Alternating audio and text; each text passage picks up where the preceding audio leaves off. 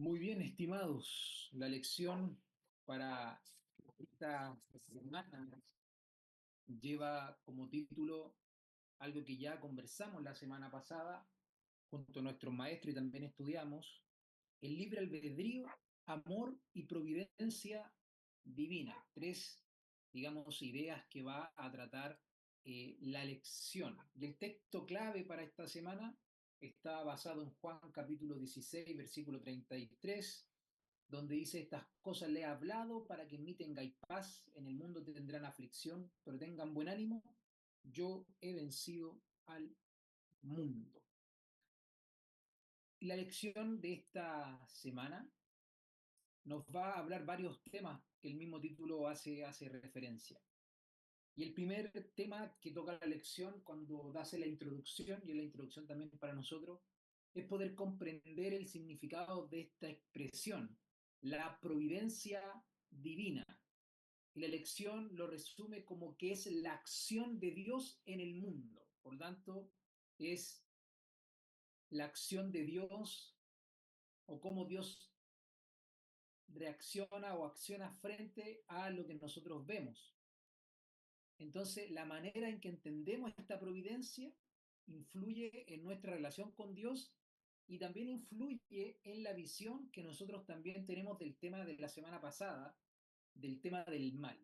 Si ustedes se dieron cuenta, habían dos ideas principales con respecto a cómo Dios actúa, dos maneras que la lección enfocaba. Primero, que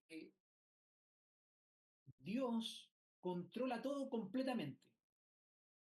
Eso quiere decir que algunos creen que Dios decide cada evento, y lo que quiere decir quién se salva y quién se pierde.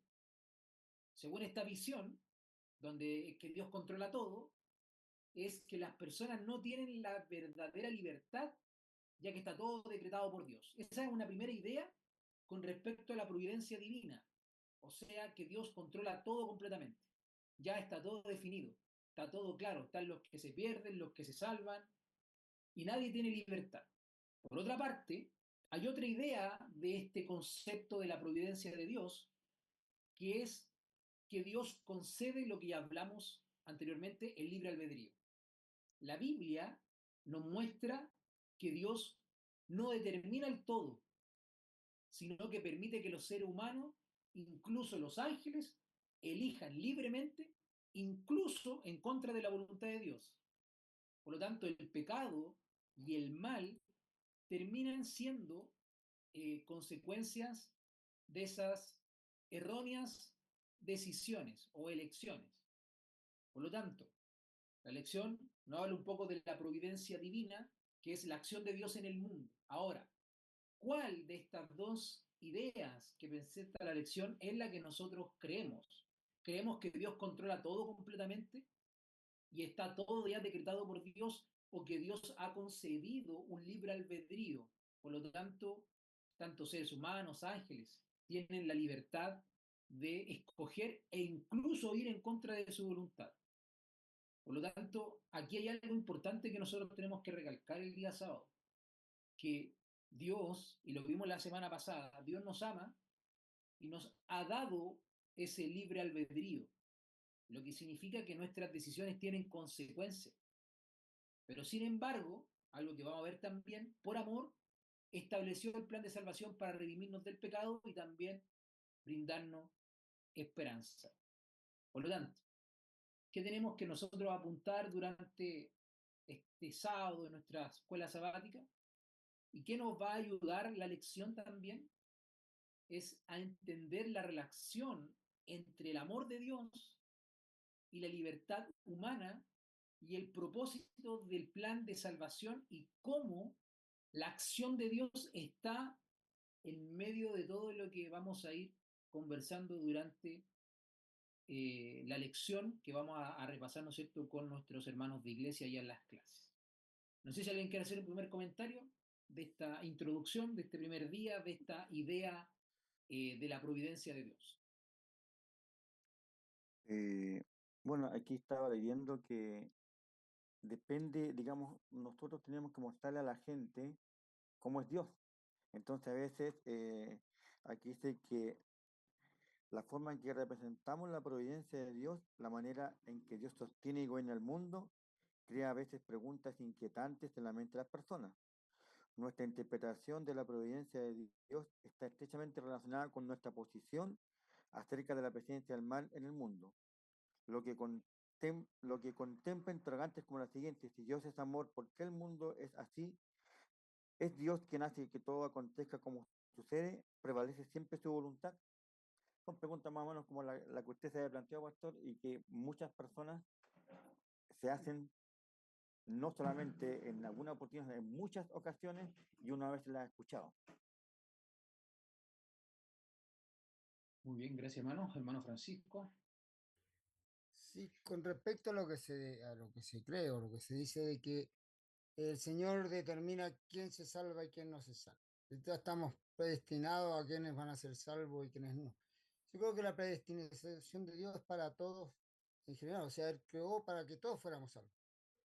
Ahora, la elección es nuestra, Él no puede ir en contra de esa elección que nosotros hacemos. O sea, si nosotros no nos tomamos de la mano de Él, Él nos viene y nos toma y nos obliga a seguirlo. Eh, entonces, en ese sentido, sí, puede que él ya tenía todo predestinado para que todo el mundo fuera salvo, no solamente algunos. El tema es qué hacemos nosotros con ese libre albedrío que nos da. Yo creo que por ahí viene ese, sería más que de decir que el Señor cree que yo me voy a salvar y el otro no. O sea, Él nos da la salvación a todos. Después que nosotros hagamos con nuestro libre albedrío, yo creo que ahí es cuando tenemos que guiar a nuestro alumno o aquel que no conoce de la palabra a enseñarle que ese es el tema, que no es que el Señor nos obliga o ya tiene predestinado que Francisco Rojas se va a salvar y Joselito no. No, es la opción de uno que después ya lo que uno toma. Muy bien, gracias, hermano. Bueno, muy importante entonces, hermano, recalcar, luego ya vamos a hablar de la predestinación, de acuerdo a lo que la lección nos enfoca. Es importante entender y dejar bien claro y señalar muy bien cuando hablamos de la providencia divina, tiene que ver con la acción de Dios en el mundo, pero este accionar de Dios, a pesar de que Dios tiene el control, no es que controla todo completamente como algunos creen, porque al fin y al cabo nosotros creemos en esta segunda opción que la lección nos dice, creemos que Dios en su accionar ha concedido el libre albedrío, por lo tanto el ser humano y los ángeles tienen su voluntad de escoger, de decidir por él o ir en contra de él. No es que Dios ya tenga determinado todo y concretado todo, sino nada de lo que nosotros creemos, de lo que nosotros pensamos, a lo mejor tendría un sentido de la manera de decirlo. El día domingo ya avanzamos a otro concepto, que es un concepto que igual vimos la semana pasada cuando hablamos acerca del mal, que tiene que ver con un Dios soberano, un Dios soberano. La elección gasta un tiempo en una historia eh, que está allí, ¿no es cierto?, del joven con el pastor, no sé si entrar ahí de lleno en ese ejemplo, pero lo podrá después revisar bien. Pero sí yo me quiero detener y que podamos ir reflexionando. Ahora si alguien quiere hacer un comentario con respecto a la historia, capaz que a alguien le impactó la historia, pero yo quiero ir más al detalle bíblico, que tiene que ver con esta reflexión sobre la soberanía de Dios. Porque algunas personas creen que todo lo que ocurre es porque Dios lo quiso así. Sin embargo, la Biblia a nosotros nos muestra lo contrario. No siempre se cumple la voluntad de Dios. Muchos eventos que ocurren es porque las personas eligen ir en contra de sus deseos. Por lo tanto, claramente hay una voluntad divina, hay eventos que ya son proféticos, que hay eventos que ocurren, pero la mayoría de los grandes eventos tiene que ver por una decisión humana. Al fin y al cabo, la maldad, y lo vimos la semana pasada, está presente no porque Dios quiere que la maldad esté, Dios no ama la maldad, Dios no ama el pecado, pero el ser humano tomó la decisión de la maldad, tomó la decisión de ir en contra de los principios divinos, por lo tanto, el ir en contra de los principios trae consecuencias. Y uno de los textos que ocupó, que por lo menos yo quiero reflexionar, a lo mejor usted puede tener otro de los textos que aparecen allí, tiene que ver con el Salmo 81, del versículo 11 al 14. ¿Qué vemos en este salmo? Este salmo vemos a un Dios que lamenta que su pueblo no lo escuchó. Y si lo hubiera hecho, las cosas a lo mejor habrían sido diferentes. Por lo tanto, cuando vemos desde esta óptica este salmo, un salmo que nos dice que el pueblo no escuchó la voz de Dios y que Dios se lamentó porque el pueblo no lo escuchó, esto nos demuestra que Dios no impone su voluntad sobre las decisiones humanas. Es importante tener en cuenta, los textos que están acá nos hacen entender acerca de la voluntad de Dios. Y la voluntad de Dios, en muchos de estos textos, sobre todo en el texto de Salmos, nos da a entender que el pueblo no quiso escuchar. Por lo tanto, cuando el pueblo no quiso escuchar, vinieron las consecuencias.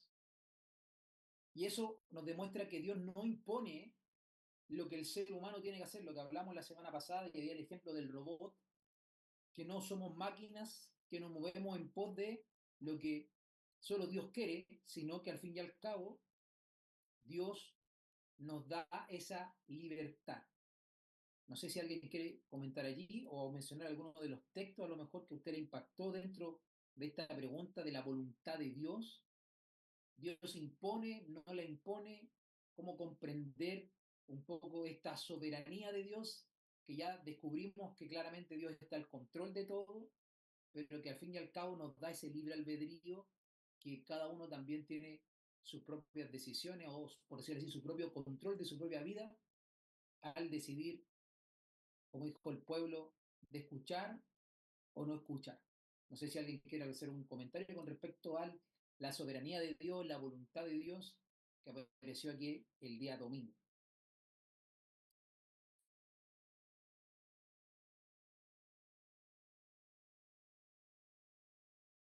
No se escucha, hermano Juan, si está hablando, creo que no.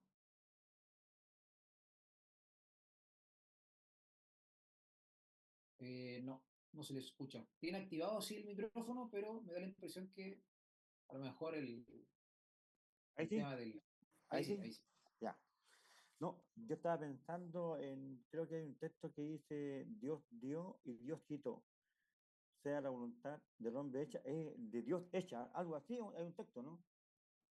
Como reflejando que Dios, sí, bien es cierto, tiene el control de las cosas, pero es también su voluntad, porque a veces nosotros decimos, hágase su voluntad, pero tenemos que someternos también a lo que Él quiera de nosotros.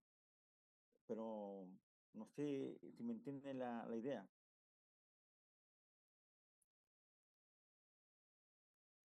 Bien, no sé si alguien más quiere comentar algo acá.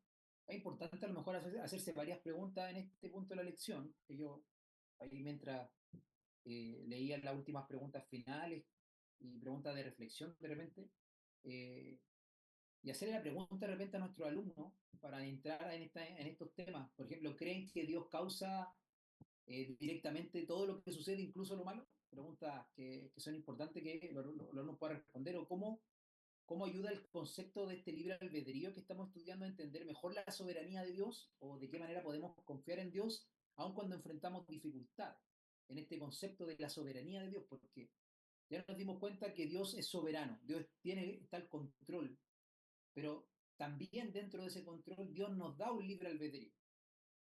Por lo tanto, no todo lo malo que sucede es su voluntad, sino que a veces el resultado es de las propias elecciones de otros que ocurre esto malo.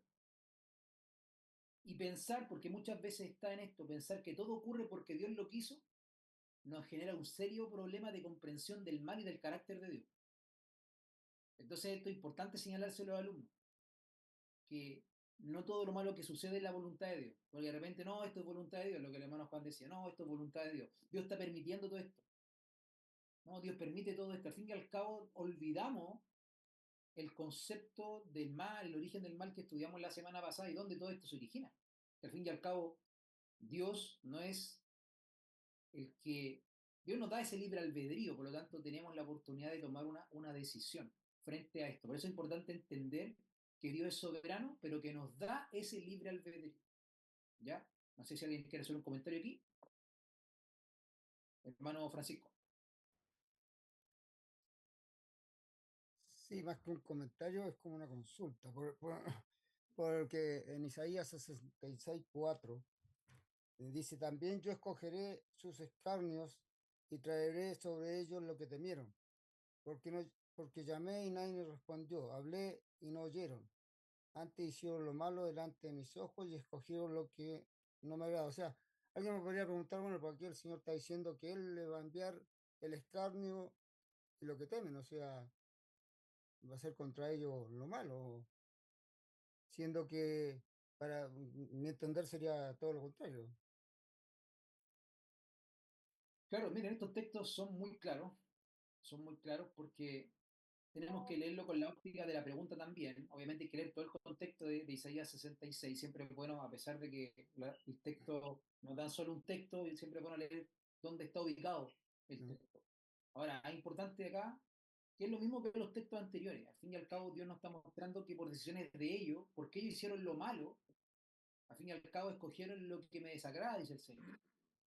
Es lo mismo que el caso de número 21, si no me equivoco, cuando el Dios dice que tienen que levantar la serpiente en el desierto, la serpiente de bronce tienen que mirarla, lo es el número 21. Allí hay una palabrita en hebreo bien interesante porque el texto dice que muchos lo toman para mostrar a un Dios malo, un Dios castigador, con muchos textos del Antiguo Testamento. Dice, Dios envió a las serpientes a atacar el pueblo. Yo estoy parafraseando el texto. Dios envió. Entonces, cuando uno mira el texto, Dios envió, vemos un Dios malo, un Dios castigador, un Dios que quiere dañar al pueblo. Pero la palabra original en hebreo no es que Dios envió, hay una mal traducción en el texto. La palabra original allí, o la traducción es dejó libres. Por lo tanto, no es que Dios envió, sino que Dios dejó libres.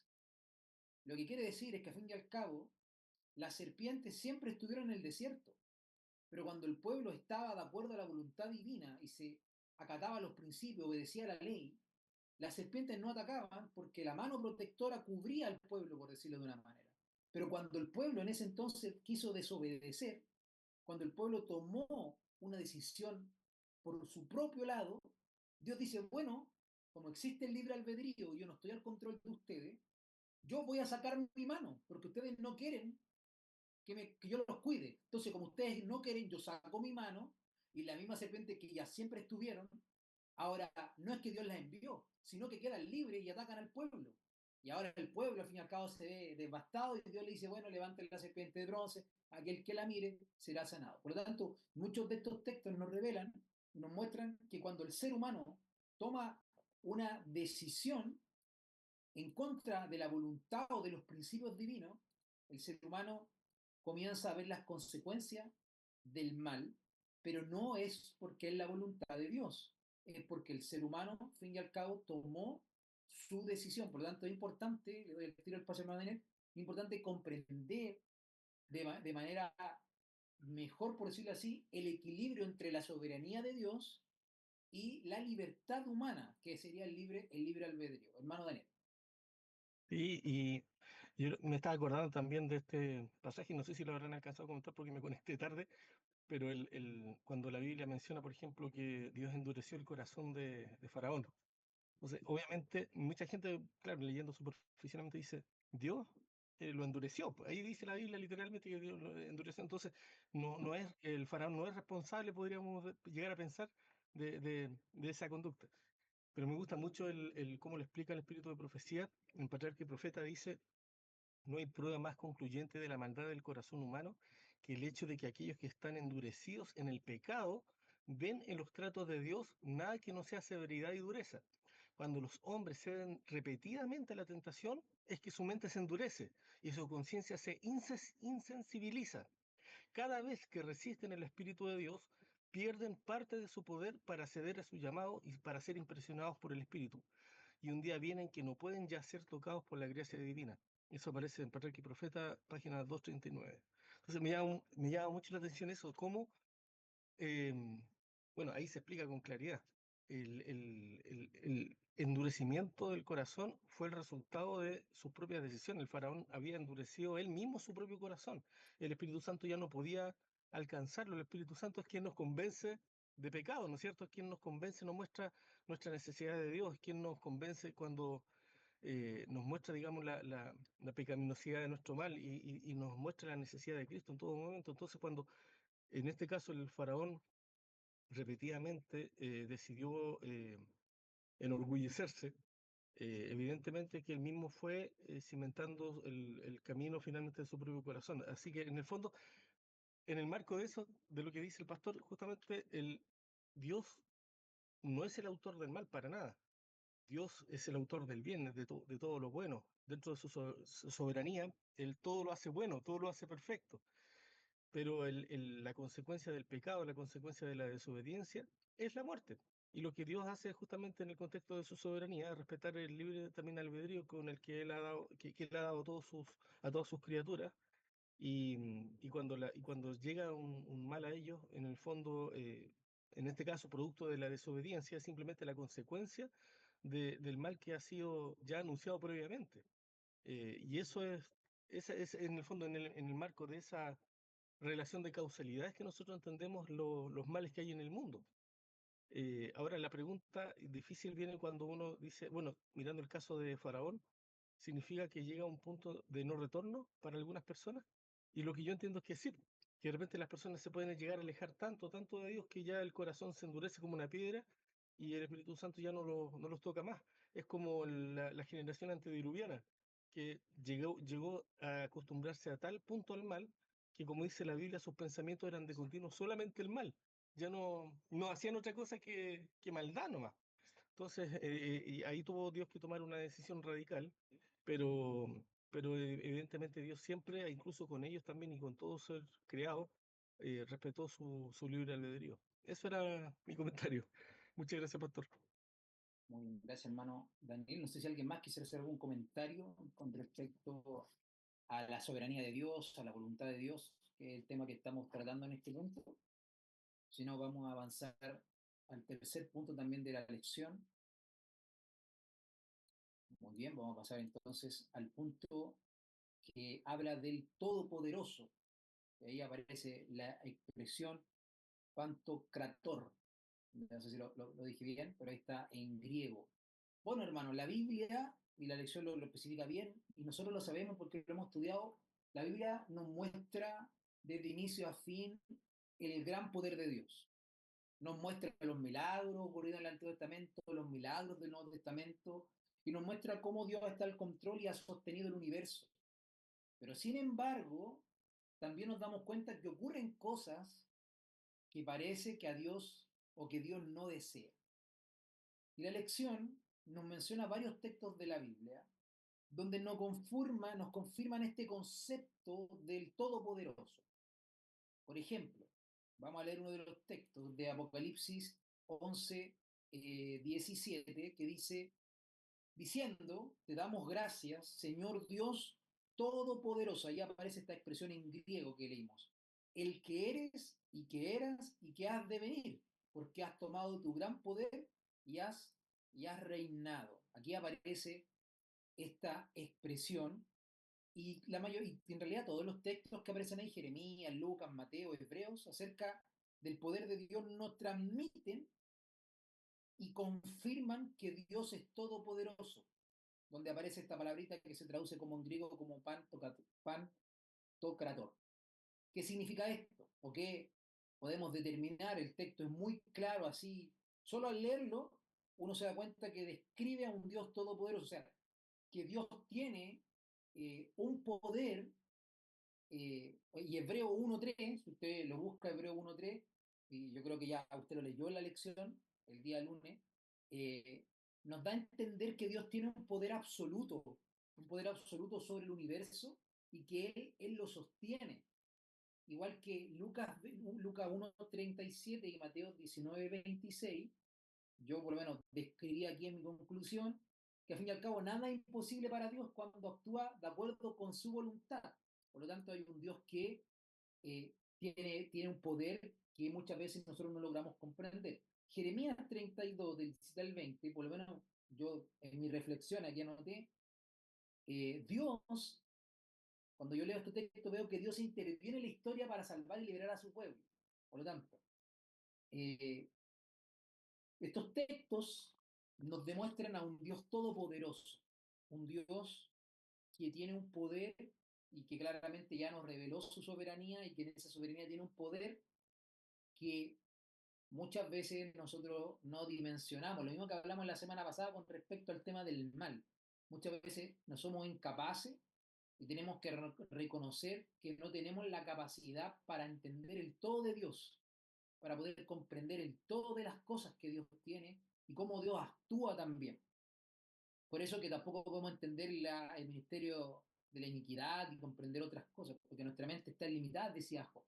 Pero aquí el texto nos revela este poder que Dios tiene. Yo no sé eh, cómo ustedes lograron percibir allí en su estudio esta idea con respecto al poder. ¿Qué les dejó la lección con respecto a la definición de este poder de Dios? ¿Cómo lo vieron ustedes?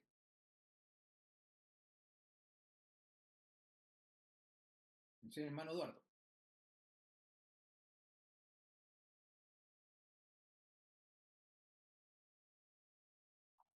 Ahí sí. Eh, Bien dice Todopoderoso. La verdad que Dios sabe el fin de todas las cosas y tiene dentro de su poder ese conocimiento.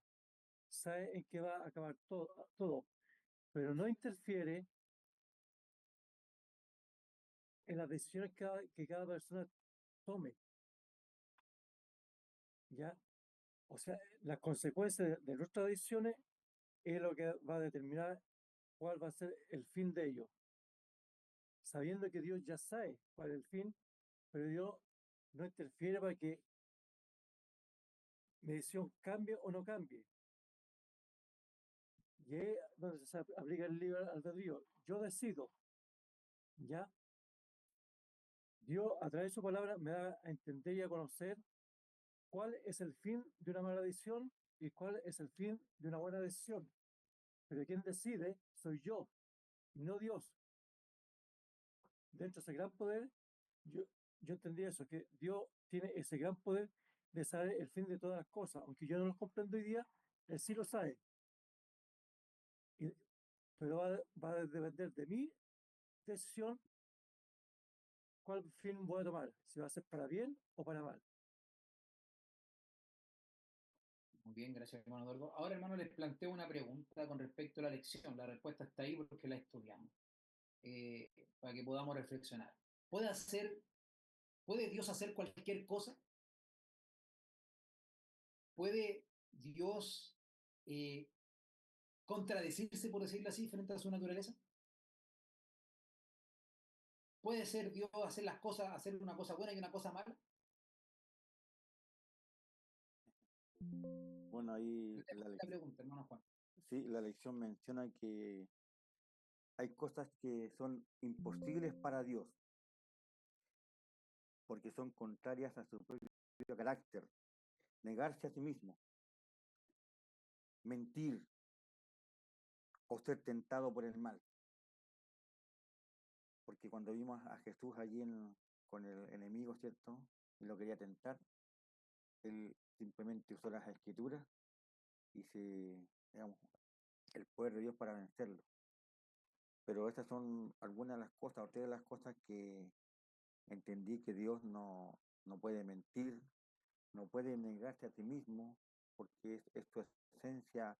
Por ejemplo, si nos hubiera hecho sin libre albedrío, sería negarse a sí mismo, porque el amor es libertad para elegir. Entonces, como decía el hermano Francisco, ¿cierto? Nosotros tenemos esta posibilidad de elegir, pero hay cosas que él no puede hacer, que no nos puede obligar a aceptar su voluntad, porque esto tiene que nacer del amor y del agradecimiento que tenemos a Dios. Eso.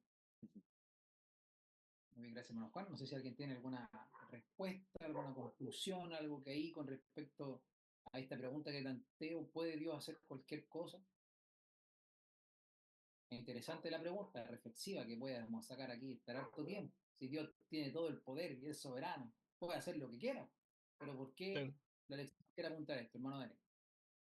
Sí, esta pregunta igual se parece un poco a esa pregunta filosófica típica de si Dios es poderoso, puede crear una roca tan grande que que sea más Claro. grande, digamos, que no que, claro, en el fondo o sea, sería destruir la naturaleza de Dios. El Dios por naturaleza es poderoso y la pregunta que se plantea ahora tiene que ver con el carácter. Obviamente Dios puede hacer todo y siempre en el marco de su carácter, en armonía con su voluntad. Su voluntad.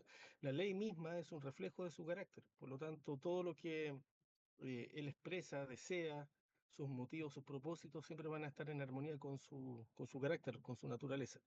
En ese sentido, lo importante es que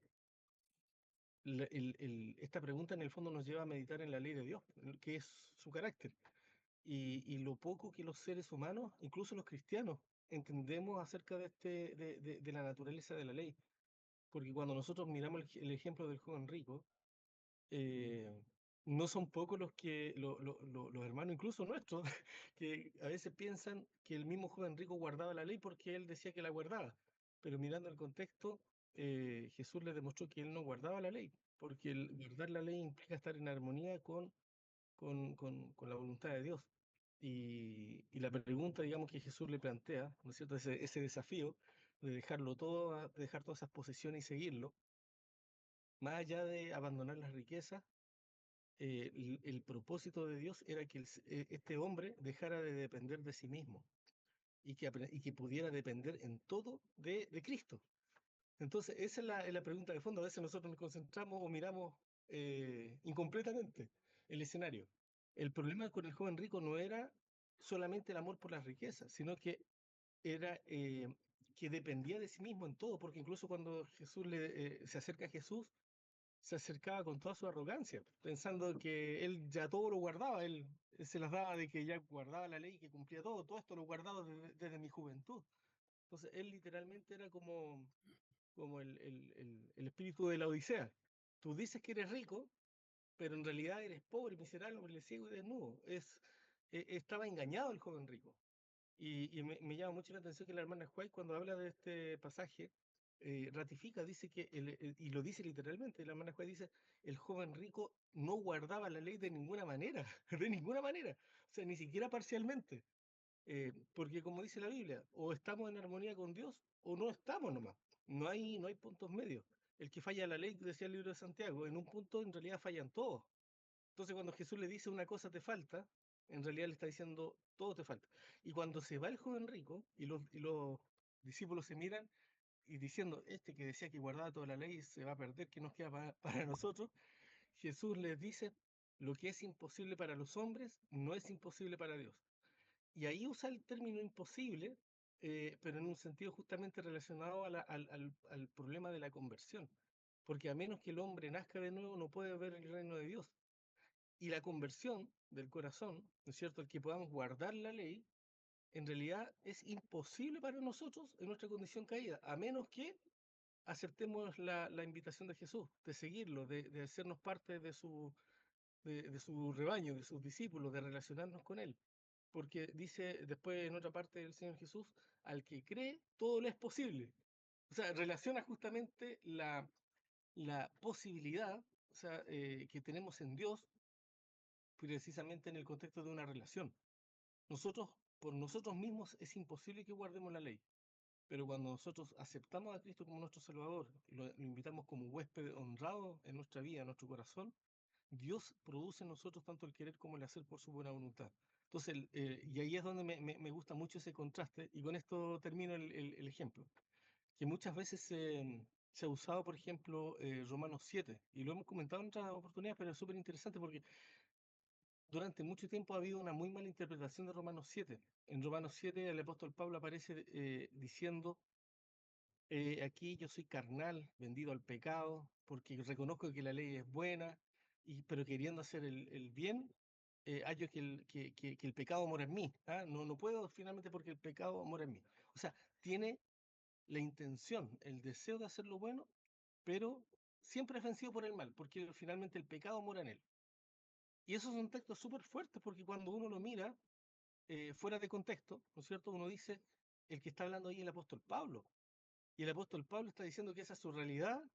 Si eso vivió el apóstol Pablo, ¿qué me queda a mí? Ese es mi techo.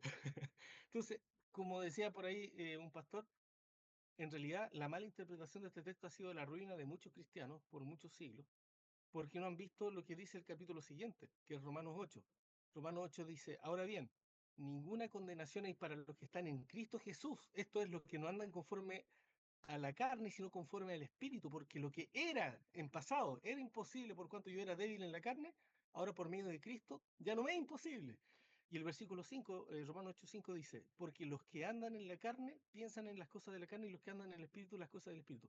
Son dos realidades distintas de muchos cristianos que a veces no saben balancear, o estamos en la carne o estamos en el Espíritu.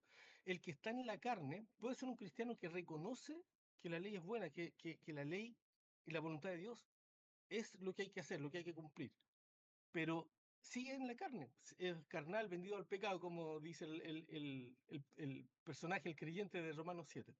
Pero cuando estamos en el Espíritu, dice Dios que ya no somos esclavos, sino que somos libres, libres de esa esclavitud. Y ahora andamos en vida nueva. Por eso el apóstol Pablo dice que aunque podamos estar en la carne, no militamos según la carne, porque nuestras almas son espirituales. Y siempre nos incita y nos invita a ver esa otra posibilidad. En el fondo ahí están los dos escenarios, en el fondo muchas veces del ser humano y del creyente particularmente. O creemos en que el pecado es invencible, o que Cristo es invencible. Esos son los dos escenarios. Si yo creo que Cristo es invencible, me voy a aferrar a las promesas de Pablo. Todo lo puedo en Cristo, que me fortalece. Por medio de Cristo somos más que vencedores. El concepto de vencedores es un concepto de victoria. Todas las promesas de Apocalipsis están dadas al que venciere. Cada vez que termina el mensaje de la iglesia son al que venciere. Entonces uno dice, en realidad, claro, son dos escenarios distintos y finalmente entonces no me puedo quedar en la mera intención. De hecho, por eso Filipenses 2:13 dice que Dios produce en nosotros no solamente el querer, o sea, no solamente la intención, sino el hacer. Dios produce en nosotros el hacer, o sea, no solamente nos quedamos en la intención, sino que además Dios nos da el poder para hacer lo que Él quiere. Por eso cuando decimos nosotros acerca de la ley, claro, la ley se puede guardar siempre y cuando Dios nos capacite. Es su gracia la que nos capacita, es su gracia la que tenemos que buscar. Dios dice, yo daré mi ley en su mente y en su corazón y sobre su corazón la escribiré. Esa es una promesa que Dios hace. El tema está en yo le voy a creer a Dios, voy a aceptar que su promesa se cumpla en mí. Ese es el desafío de los cristianos. Porque, y con esto termino, me gusta mucho cuando la hermana juez dice en el camino, creo que en el camino de Cristo es, cuando dice que el mayor milagro, el milagro de los milagros, es la transformación del corazón. No hay ningún milagro mayor que ese. Nosotros podemos pensar en el mayor de los milagros, la misma resurrección, no sé, la recuperación de un enfermo grave, pero en realidad ya dice que el milagro de los milagros es la transformación del corazón. Si si hay algo que el ser humano jamás va a poder hacer o resolver por sí mismo es la transformación de su propio corazón. Esa es una obra que solamente Dios puede hacer. Y yo siento que en ese sentido, entender las posibilidades de Dios, de este Dios omnipotente, nos debiera llevar a eso, a entender que nuestra vida puede someterse a Él, depositarse en Él, confiarse a Él, y Él puede hacer por nosotros esta obra que para nosotros es la más importante de todas. Eso, pastor. Muchas gracias. Gracias, hermano Daniel.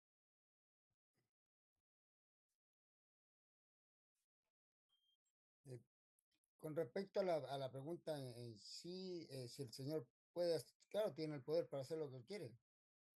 Como, yo como ser humano y mi mente finita me da a pensar que sí. El Señor en esta, si yo tomo la pregunta así como viene, Él puede hacer lo que Él quiere. Él podía haber derrotado el mar en cuanto empezó. Ahora, si puede, es el tema. O sea, por amor a nosotros, a cada uno de nosotros, no lo hizo, ni lo hará. Por eso que dice que Él no puede negarse a sí mismo. Eh, es por su ley y por el amor a cada uno de nosotros, o sea, por la salvación del plan de salvación que Él tiene. Pero de poder, claro, si tiene, es poderoso, es el Dios del universo. Así que poder, como yo la pregunta como ser humano la entiendo así. ¿Puede? Claro que puede. Puede hacer lo que Él quiere. Un alcance, pastor, estaba pensando yo en que Dios permite el mal porque nos ama. Dios permite, pero es como pensaba yo en el sentido de que uno tomó malas decisiones, entonces después Dios permite que nos ocurra algo negativo en nuestra vida para que nos demos cuenta de que está mal y nos volvamos a Él. Me estaba acordándome yo de la historia del hijo pródigo. Él pidió su herencia para irse, ¿cierto? Tomó su decisión, fue, lo pasó mal y supo que allá los jornaleros estaban, entre comillas, viviendo mejor que él y él estaba comiendo arroba de los chanchos. Pero él en algún momento se dio cuenta y decidió volver. Pero el estar allí en esa condición no fue la voluntad de Dios, porque la voluntad de Dios era que él siempre estuviera al lado de él. Pero él tomó esa decisión y Dios permitió que le ocurriera esto, pienso yo, para que él recapacitara y volviera a su padre. No sé si estoy en lo correcto, ¿me corrigen? Pastor, con respecto a la pregunta que usted acaba de hacer, el mismo folleto le responde, porque cuando dice que Dios tiene poder para hacer cualquier cosa que no implique contradicción, ¿ya? Y la verdad es que yo pensaba recién en un pasaje de Mateo 6:33, lo sabemos de memoria, pero muchas veces reclamamos la bendición de Dios, pero ¿qué me aconseja el pasaje? Busca primero el reino de Dios y su justicia y después ocupa del resto. Pero muchas veces queremos ver la bendición para acercarnos a Dios. ¿Cómo puedo buscar yo una bendición si primeramente no he buscado su reino? ¿Ya? Entonces, de repente mal enfocamos las cosas y no creemos que Dios tenga tanto poder como para atender mis necesidades, pero a veces soy yo el que estoy fallando. ¿Ya? Dios tiene el poder para darme todo lo que yo necesite, pero cuando sigo su consejo que me dice primero, búscame a mí, busca mi reino, busca mi justicia. Y no te preocupes de nada más, porque los demás van a ir solos. Pero muchas veces yo voy por la bendición primero, y si viene la bendición, me acerco a Dios. Y ahí estamos mal. Entonces, sí, Dios tiene poder para hacer cualquier cosa, mientras no vaya en contradicción, como decía nuestro hermano de antes, con su carácter, con lo que Él es. Bien, gracias, hermano. Bueno, hermano, mire, estaba viendo la hora, he ido avanzando. Es interesante, hermano, para cerrar acá esta idea, este concepto y este día, o por lo menos mi reflexión final del día lunes, que yo noté aquí, que aunque Dios es todopoderoso, no significa que pueda hacer cosas que contradigan su naturaleza. Por lo tanto, Dios tiene un poder absoluto, pero actúa en armonía con su carácter de amor y su justicia. Por lo tanto, la invitación es que nosotros debemos confiar en su poder, sabiendo que Él hará siempre lo mejor para nosotros, aunque no siempre entendamos los caminos que Él tiene o la voluntad que Él tiene para nosotros. Por lo tanto, es importante recalcar esto.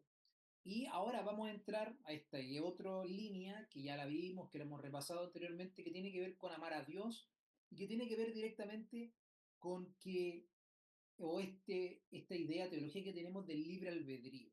¿Ya? Parece que ya lo hemos definido, Dios no puede obligar a alguien a amarlo libremente. O sea, no puede, Dios no nos obliga. A pesar de que Él tiene el control de todo, Dios no nos tiene controlado en nuestras decisiones. Por lo tanto, Él no nos obliga. Pero hay un texto muy conocido, así como varios que hemos mencionado acá, el texto de Mateo 22:37, donde aquí queremos sacar algunas ideas. Dice, amarás al Señor tu Dios con todo tu corazón, con toda tu alma y con toda tu mente. Este es un texto muy profundo, porque yo cada vez que lo leo, ya hago ahí mi reflexión, he preparado algún sermón o alguna aplicación, alguna alegoría, por decirlo así, de este texto. A mí me hace pensar que cuando uno ama al Señor, porque esto es lo que el texto dice, cuando uno ama al Señor, dice, no me ames solo con una parte, sino que con todo el corazón, con todo tu alma y con toda tu mente. Al fin y al cabo, mi análisis así por encimita, ¿no? Digámoslo así, es que Dios quiere hacer esa tremenda transformación en nuestro corazón y en nuestra mente, y la única manera que lo puede transformar es cuando usted y yo nos sometimos a ese amor. Por lo tanto, ¿dónde yo pienso que están las mayores heridas de mi vida? Las mayores heridas están en mi mente y están en mi corazón. Por lo tanto, cuando yo me entrego al Señor por completo y amo al Señor de todo corazón, el encargado de sanar esas heridas internas, por lo menos yo pienso, es por medio de su amor. Entonces, ¿qué nos enseña este texto, hermano? Y aquí abrimos nuevamente la opción a la respuesta, sobre el libre albedrío, sobre el libre albedrío. Porque aquí hay una invitación en este texto. Aquí no vemos, ustedes están obligados a amarme con todo su corazón, sino que al parecer hay una invitación, amarás si te quieres amar. Por lo tanto, yo veo aquí una primera instancia que primero el amor a Dios es una decisión personal. O sea, y lo que hemos visto anteriormente, Dios nos, nos manda a amarlo, pero no nos obliga. Y en esa decisión de amarlo, dice, ama con todo tu corazón, con toda tu mente, con toda tu corazón, alma, ¿qué implica? Implica una elección voluntaria, o sea, una decisión. ¿Qué otra cosa podríamos sacar? Ya doy ahí la palabra, que al fin y al cabo Dios no impone la obediencia, no nos da el mandamiento, obviamente, ahí están los estatutos, pero deja nuestra decisión seguir o no seguir los mandamientos. Si no, tendríamos la iglesia llena y nuestras vidas estarían así, digamos, mirando los mandamientos constantemente y obligados a someternos todo eso porque Dios así lo quiere. Por lo tanto, el libre albedrío nos hace responsables si podemos elegir amar a Dios o no amarlo. Por lo tanto, esto muestra, y lo que ya vimos al principio, que Dios nos da y respeta nuestra libertad. Entonces, ¿qué podríamos decir, hermanos, sobre el libre albedrío y sobre este texto en particular? O a lo mejor si usted tiene otro texto allí que era del Deuteronomio u otro por ahí, también podemos hacer referencia. Hermano Daniel y hermano Eduardo. O hermano Eduardo, hermano Daniel, cualquiera. Sí, hermano Eduardo Pastor, puede partir primero, sí, no hay ya, problema. no quiero compartir una experiencia que me sucedió hace un par de días atrás, visitando a una persona. Hace tiempo que quería acompañarla por lo que están pasando. Y yo le decía, ¿sabes por qué estoy acá? Porque te quiero. Y no me pregunte cómo nació este cariño. Pero yo te los quiero porque el cariño que tenemos nosotros no es un cariño comprado, sino que se dio a medida de las circunstancias que hemos estado y nació. Yo creo que Dios hace esa misma invitación. Una vez que se le conoce, espera que nazca ese amor por Él también, por todo lo que Él se ha manifestado y lo que ha hecho en nuestras vidas. Pero no lo obliga. A mí nadie me obligaba a estar con esa persona. Pero yo sentía en mi corazón, en mi interior, que deseaba estar allí. Y me hizo tan bien a mí como a ella. Pero yo le expresaba esto. Mira, esto son el cariño que a mí me gusta. Un cariño que no sabemos cómo nació, pero que no ha sido comprado, no nos ha hecho favor entre nosotros y todo. Pero nació y ha perdurado. Y va a estar siempre. Aparte que una persona también creyente, podemos orar y todo. Y yo creo que Dios espera exactamente lo mismo de nosotros. Él se ha manifestado. Nosotros le hemos conocido. Y Él nos sugiere, como dice usted, la invitación a amarlo, a retribuir ese amor que Él tiene por nosotros. ¿Ya? Pero no es algo comprado, no es algo que, porque Dios me bendice, vuelvo a lo mismo al mismo tiempo, porque siempre todo lo basamos en las bendiciones. Si Dios me bendice, lo va a amar más. Si no me bendice, lo va a amar menos. No, el amor debe ser el mismo siempre. Volviendo un poquito atrás, eh, me preocupa porque muchas veces para el trabajo, para todo, vemos la hora temprano y llegar ojalá antes. Pero el día sábado que vamos a encontrarnos con el Señor, con la persona que realmente amamos, no es exactamente lo mismo a la hora que nos levantamos, a la hora que vamos, si vamos atrasados, no importa. ¿Por qué para las cosas de este mundo somos tan fieles y para las cosas de Dios las tomamos tan a la ligera? Es realmente que no estamos retribuyendo ese amor como corresponde. Cuando lo íbamos a encontrar en el periodo del noviazgo, con la persona que amamos, Nuestras entrañas, ¿cómo se ponían? Se nos hacía un nudo en el estómago. Y cuando me encontrar con Dios, tengo también ese nudo en el estómago, si me voy a encontrar con el amado. Yo creo que son cosas que Dios espera a nosotros, así como somos tan fieles en nuestras tradiciones, en las cosas que hacemos a diario, a responder con nuestro horario, también retribuyamos esa fidelidad con Él. Porque la única forma, porque Él nunca nos ha fallado. Somos nosotros muchas veces, no estamos retribuyendo el amor que le corresponde a Dios. Bien, gracias, hermano Eduardo. Hermano Daniel. Sí, a mí me gusta mucho el pensar en la analogía del matrimonio. Creo que si uno puede de alguna forma acercarse, aunque la analogía obviamente siempre va a ser imperfecta, pero de alguna forma comparar la relación que tenemos con Dios con un matrimonio. ¿Por qué? Porque el día que uno se casa, uno hace una renuncia voluntaria. El concepto de libre albedrío es la pregunta, no sé, te decía nuestro pastor. La renuncia voluntaria, en el fondo, a relacionarse con otras posibles parejas que uno podría tener en el futuro, porque uno dice, aquí encontré la mujer de mi vida y aquí me caso. El casarse es casarse. Uno no se va casando de a poquito. O sea, el casarse implica la entrega total del corazón el día uno, el día uno. Yo no tengo, como casado, licencia para mirar para el lado, para salir con otras mujeres después de haberme casado.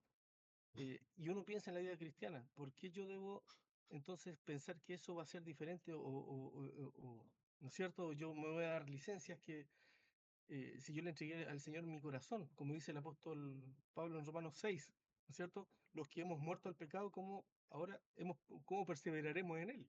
O sea, el pecado para nosotros debiera ser estar fuera ya de nuestra vida, fuera de nuestro alcance. Ahora, lo que es cierto que como la pregunta tiene que ver con el libre albedrío, uno se casa, pero no pierde el libre albedrío. O sea, mucha gente lamentablemente eh, comete infidelidades y en la vida cristiana, el que se ha convertido un día a Cristo o el que se ha bautizado, no pierde su libre albedrío. Obviamente, todos los días tiene que perseverar en la decisión que toma un día.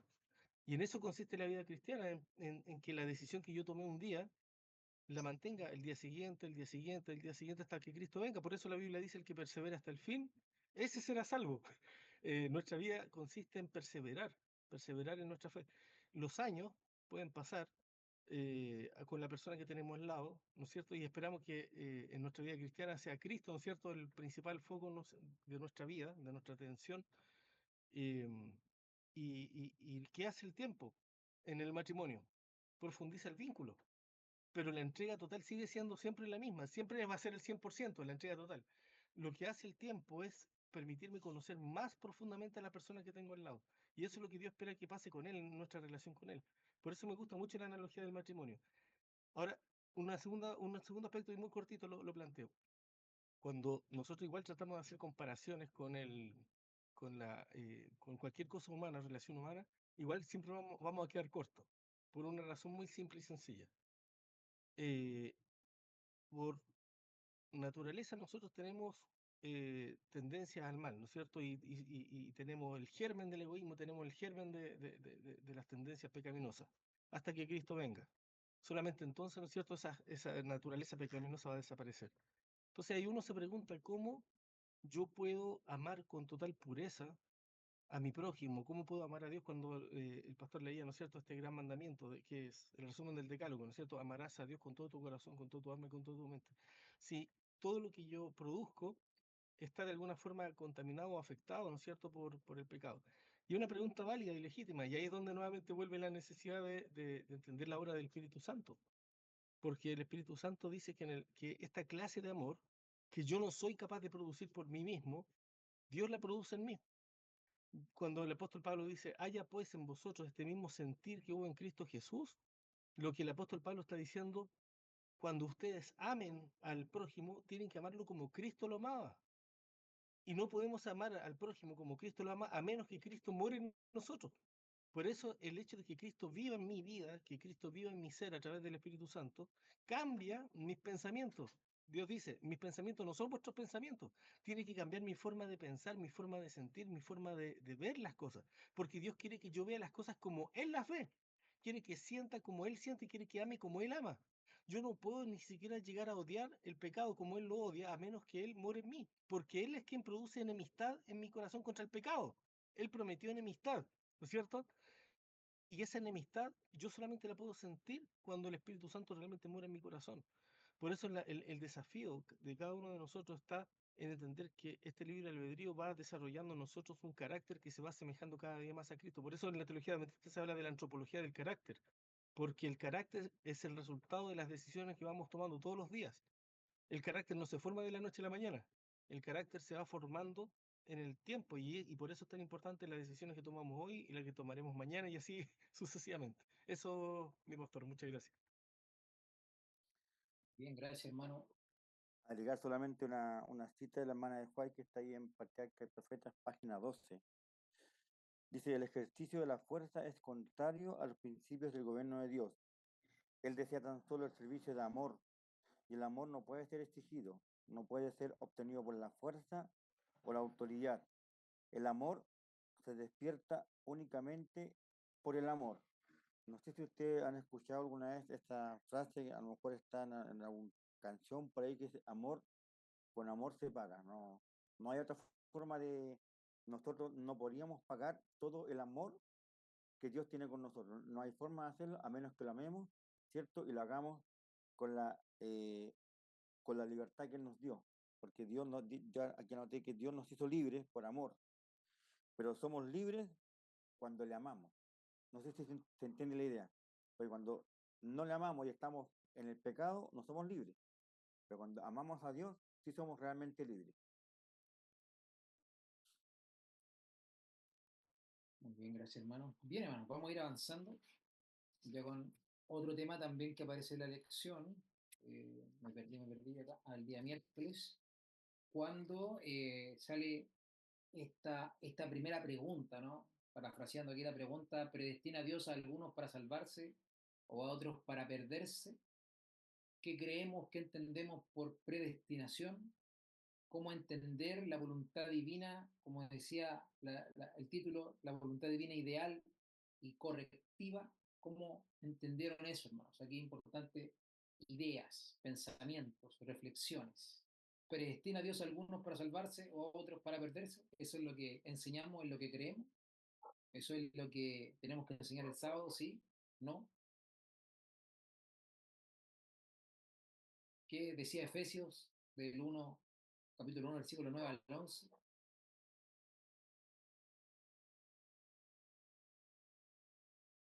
¿Qué responderíamos si alguien nos preguntara eso en la escuela sabática? Maestro, hermano, Dios ya predestinó todo, ya somos salvos todos y otros se van a perder, eso está predestinado. ¿Qué diríamos frente a estas preguntas que están ahí siempre presentes y puede que antes que usted empiece a enseñarlo alguien pregunte? Mano Eduardo, Es como tiene que prender. dos personas frente a un charco de barro. Cualquiera, los dos tienen la misma opción, embarrarse o no embarrarse.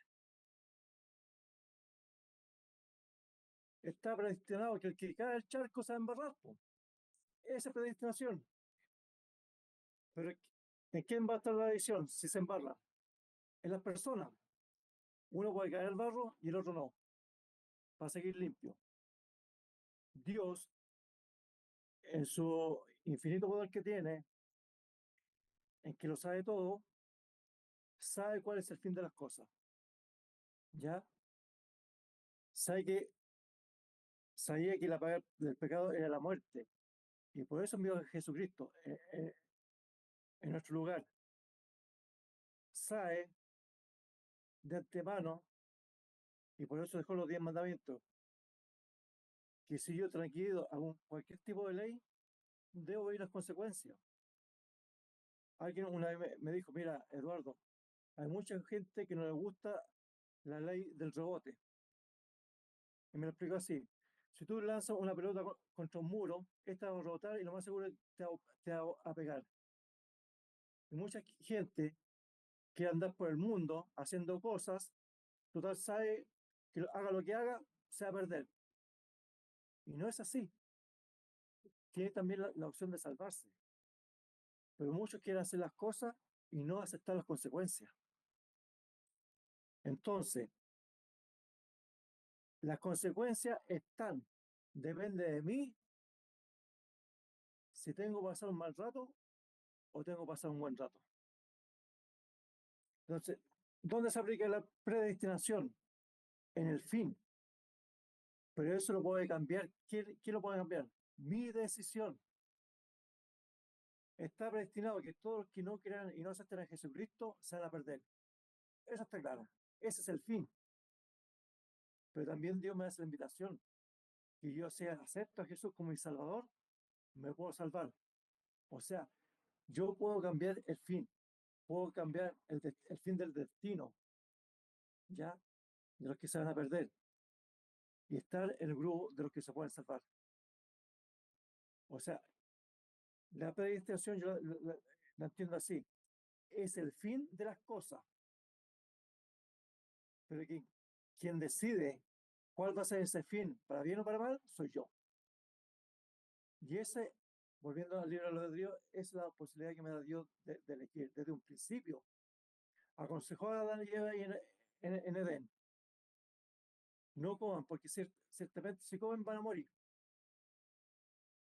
No murieron en un instante, pero tuvieron pasar tiempo y ver las consecuencias. Ver después la muerte, que era el fin que llevaba el pecado que ya habían cometido. Entonces, si yo en este mundo lleno de pecado quiero tener un fin mejor, ¿qué debo hacer? Tomar la decisión hoy día, decidirme por Jesús, porque está predestinado que todos los que no lo acepten se van a perder. Así es simple. El fin lo determina Dios, pero quien lo decide hoy día soy yo.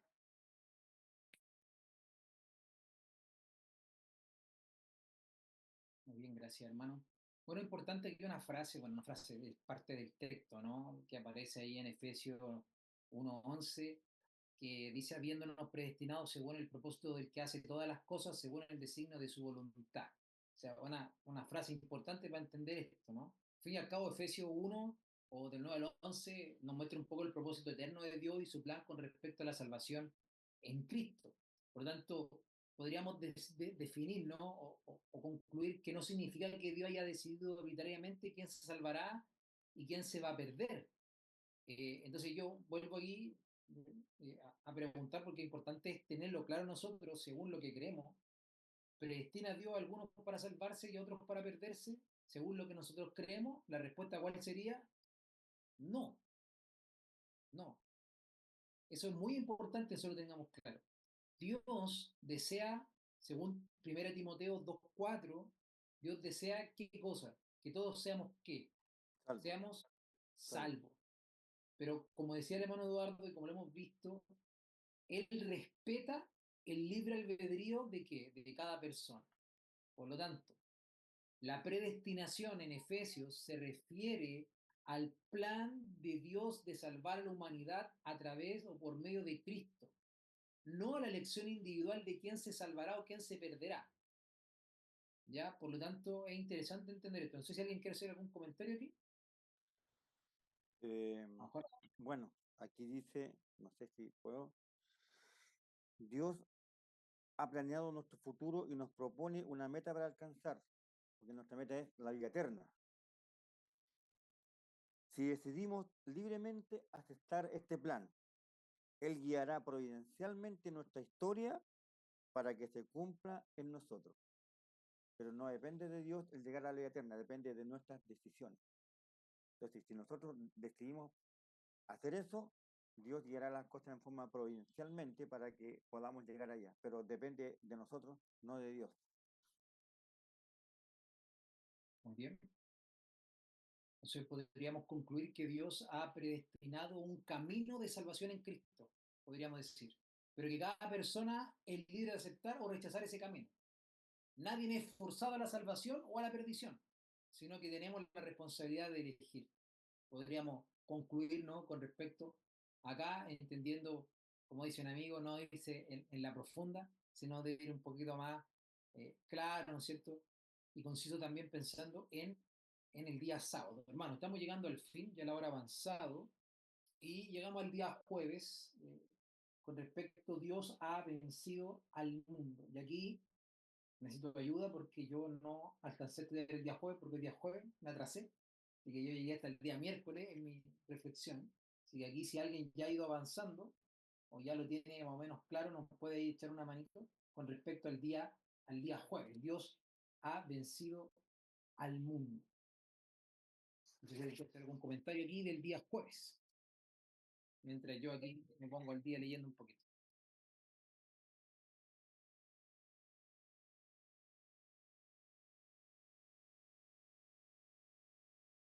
Me Sí, llamó la atención lo que dice al final del folleto, el día jueves.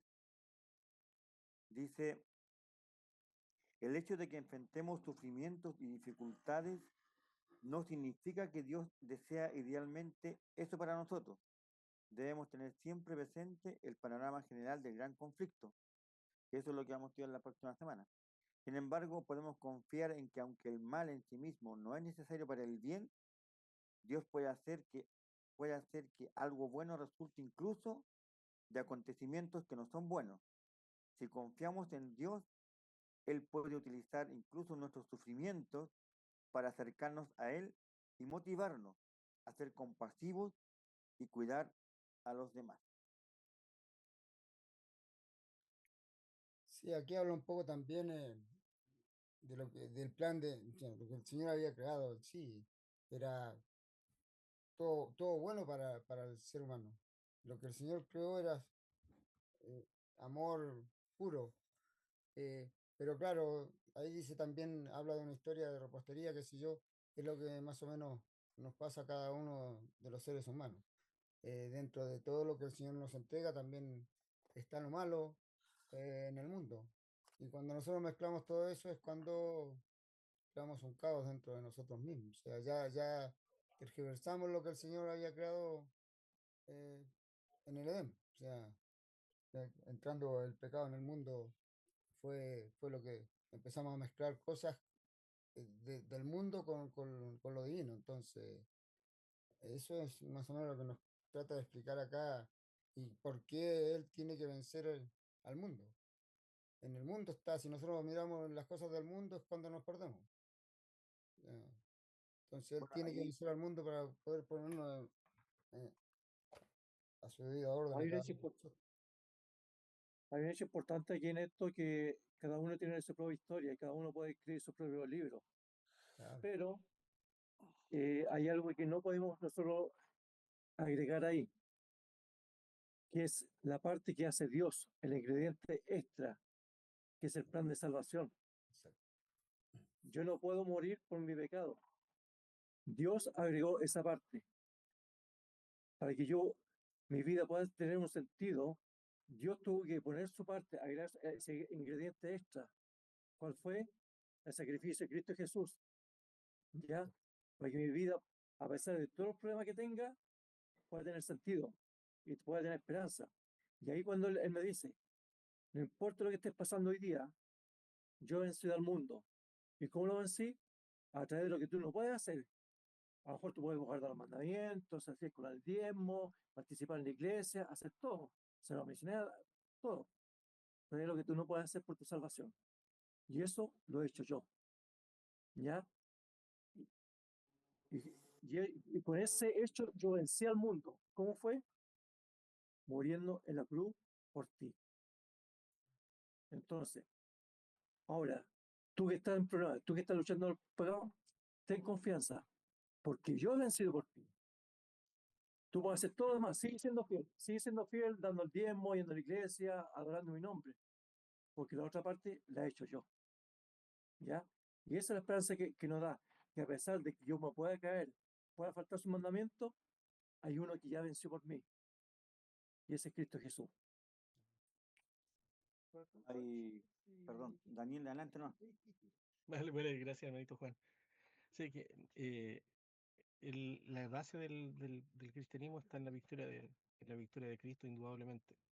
Y eso uno nunca lo debe perder de vista. O sea, para nosotros que Cristo haya vencido significó además, selló la derrota del enemigo en el gran conflicto. O sea, sabemos que nada de lo que ocurra después de la cruz va a cambiar el resultado de este gran conflicto. Hay un lado ganador y hay un lado perdedor. Eso para nosotros está totalmente claro.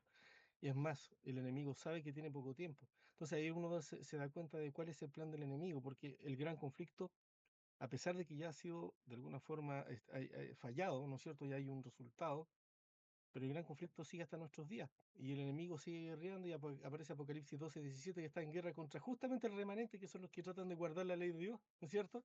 Y tienen el testimonio de Jesucristo. Entonces aquí es donde la pregunta que hace la lección es cómo entender en el fondo, en este contexto, las tribulaciones, las pruebas que nosotros sufrimos. Porque para muchos cristianos les resulta muy difícil entender, bueno, si Cristo ya venció, ¿por qué nosotros tenemos que ser llamados también, ¿no es cierto?, a ser copartícipes, dice la Biblia, de Cristo en las tribulaciones? ¿Qué significa esto de ser copartícipe? Y yo he llegado a entender esto de la siguiente forma, que para mí yo creo que es más fácil que los adventistas lo entendamos, porque siempre nosotros hablamos de que nosotros debemos ser instrumentos en la mano de Dios. Ser instrumento significa que no somos los protagonistas, somos simplemente parte del arsenal que Dios tiene para poder usar, así como el cirujano usa un bisturí, no sé, una tijera o lo que sea en su momento para hacer la operación la realiza él, pero él tiene instrumentos que usar. Y Dios dice que nosotros somos instrumentos del momento que nos dice que somos un pueblo apartado para un uso santo, ¿no es cierto? La palabra santo significa apartado para un uso sagrado. El sábado fue apartado para un uso sagrado. Nosotros somos apartados para quien los pueda usar, para quien nos pueda usar a sus propios propósitos. Y es por eso que Dios dice, Jesús dice, en esto es glorificado mi Padre, cuando vosotros lleváis mucho fruto. Dios es glorificado, su nombre es glorificado cada vez que nosotros tenemos la oportunidad de ser instrumento en sus manos. Y la mejor ilustración que he encontrado es un pequeño video que aparece de una serie que se llama The Chosen, el escogido, el elegido. No es es una serie sobre la vida de Jesús, pero no es tan apegada al relato bíblico. Tiene partes más dramatizadas, más allá, digamos, del relato bíblico, pero tiene una parte que me gustó mucho, una escena donde se le acerca un discípulo que aparentemente tenía una especie de cojera, un problema, y el discípulo dice: Señor, veo que tú has sanado a todo el mundo, pero a mí, que soy tu propio discípulo, me has dejado para el final. Yo sé que tú tienes el poder para sanar, lo has hecho ya miles de veces, pero a mí no me has sanado y quiero saber por qué. Y la respuesta que da realmente la encontré maravillosa, porque aun cuando no es parte del relato bíblico, siento que está muy en armonía con lo que pasa en la explicación de las tribulaciones, de las pruebas. Jesús le dice a este discípulo, mira, como tú bien dices, he sanado muchas personas, y hay muchos relatos de eso. Hay muchas personas que testifican y dan gloria a Dios porque han sido sanadas. Pero imagínate que tú siendo uno de mis discípulos más cercanos, yo no te he sanado. Y tú aún así glorificas mi nombre, aún así no te apartas de mí, aún así sigues siendo leal y fiel. Tu testimonio tiene el poder, tiene un poder mucho más grande que otros testimonios, porque tú das cuenta de una esperanza que no todos son capaces de tener. Te he dado a ti esta prueba porque sé que no todos la podrían soportar. Porque cuando tú sabes que si yo te sano o no, tú seguirás amándome y seguirás siendo fiel a mí, testificas de que vas a estar un día conmigo porque sabes tú que vas a ser sano cuando cuando se produzca, ¿no es cierto?, la nueva tierra, el nuevo cielo, nueva tierra, y tú vas a saltar como los corderitos, le dice, y tú sabes que vas a estar toda la eternidad sano y en un cuerpo perfecto. Ese tipo de testimonio no es capaz de darlo todas las personas. Ellos creen en mí porque yo los he sanado, pero tú no necesitas estas pruebas para creer en mí. Ese tipo de testimonio es un testimonio tan poderoso, dice, que realmente a mí me conmueve porque en realidad de eso se trata muchas veces las pruebas. En las pruebas nosotros somos observados como cristianos, no solamente por el mundo, también por la inteligencia en los mundos no caídos. Es interesante saber que, como Jesús dijo, en esto es glorificado mi Padre cuando nosotros llevamos el carácter de Dios, cuando llevamos el fruto de su obra en nosotros. Porque lo que Dios desea mostrar y evidenciar al mundo es esta clase de amor que el ser humano no puede producir por sí mismo. Es demostrarle al mundo que lo que es imposible para el hombre no es imposible para Dios y por lo tanto no es imposible para nadie que se somete a él. Ese era mi comentario. Muchas gracias, pastor. Hay un texto bíblico que a lo mejor tiene relación con lo que dice Daniel, ¿cierto? Que está aquí en 1 Corintios 10:13, que dice, y no os dejará soportar más de lo que podáis, sino que con la tentación os dará también la salida para que podáis soportarlo. Y a veces, como decíamos, como decíamos antes, hay providencia de Dios, y eso se vio en la vida de José, porque sus hermanos lo vendieron como esclavo, un acto pero terriblemente malvado. Pero Dios añadió sus propias acciones para producir el mayor bien posible tras este mal. De allí que José dice finalmente a sus hermanos, vosotros pensaste hacerme mal, pero Dios lo encaminó a bien para hacer lo que vemos hoy, para mantener con vida a mucha gente.